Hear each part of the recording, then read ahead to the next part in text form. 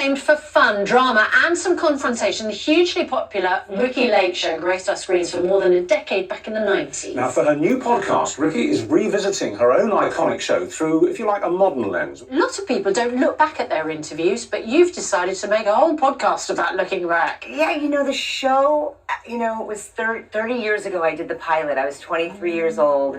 And so going back now with what we know today, who I am today, it's been really fun. I think so many people grew up with me, look back at the 90s with such nostalgia. Well, you've affected language. I was checking my notes about you last night. I didn't know this until last night.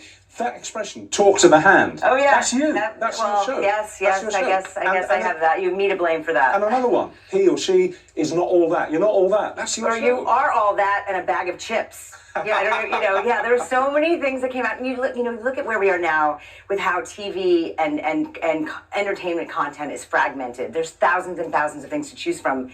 Back in the 90s, there were 2 or 3 shows. Yeah, exactly. And ours was the one that everyone from school came home to watch, and I'm so grateful. What are the moments to you that stand out that perhaps you think now, goodness me, I'd do that differently? I mean, it's a totally different. I wouldn't do that. I don't think that kind of show could exist today, honestly. I just think times are different. Everyone is so delicate about being divisive and having different opinions. I think what we did back then, there wasn't a way for people to come together in that way. So young people, our show was for the younger person's perspective. So I was the youngest host, and it was really talking about topics, relationship issues that mattered to them, and we gave gay people a platform.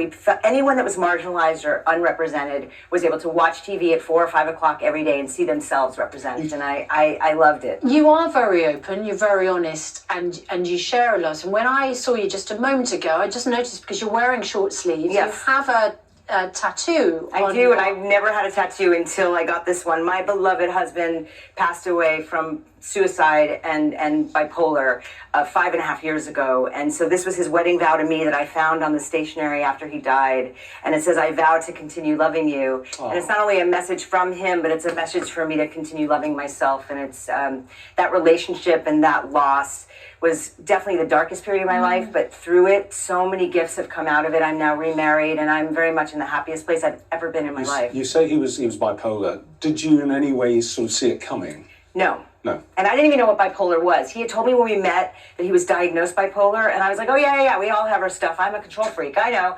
And I didn't understand what a manic episode, what a psychotic break was until years later. And it was the darkest days of my life, but I learned so much. I have so much compassion and empathy for people struggling with mental health.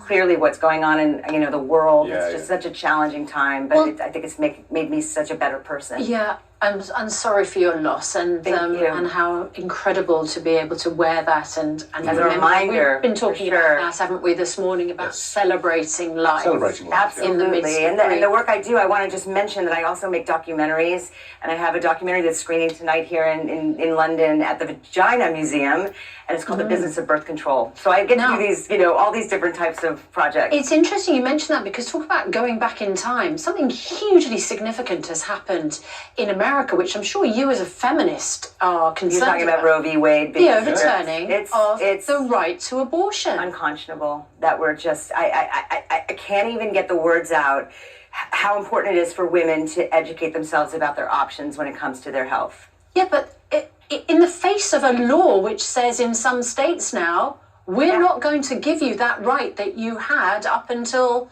the summer of this year. It's unbelievable. I can't believe it. And it seems like other countries are following suit. It remains to see with the midterms what's going to happen in our country. But I think I'm all about informed consent, informed choice.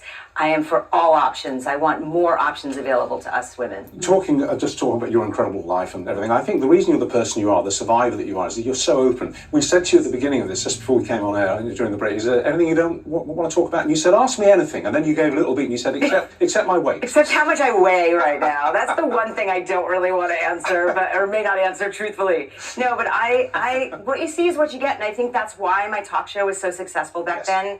Because, I don't have anything to hide, and I'm just like you. You know, we all go through a lot of tough times, and I'm on the other side of it right now, and I'm just so grateful to have this long-standing. Well, good luck with the documentary and good luck with the podcast. Yeah, I Thank you. hope that no one has the impertinence to ask anybody how much they weigh. I know, it was just a joke. It So, was a I joke. know, but the thing is, in the media, there is a huge amount of focus, isn't there, on women's weight, which I think... Yeah, but you know, with me, I think I've skirted it because I got famous for being heavy in Hairspray. I Right. wouldn't have gotten that role if I wasn't the size I was. Exactly right. So for me, I've never been really I feel like I've just skirted beyond that, and it's not about my weight. It's about everything else. Welcome to the UK. It's lovely to see you. Thank you. It's great to be And back. thanks for some great TV over the Thank years. you. Great It's TV. my pleasure. Now, let's talk to the hand. Okay. And that's a lot for Good Morning Britain on BritBox. Thanks for watching. Back tomorrow. Have a great day. Talk to the hand.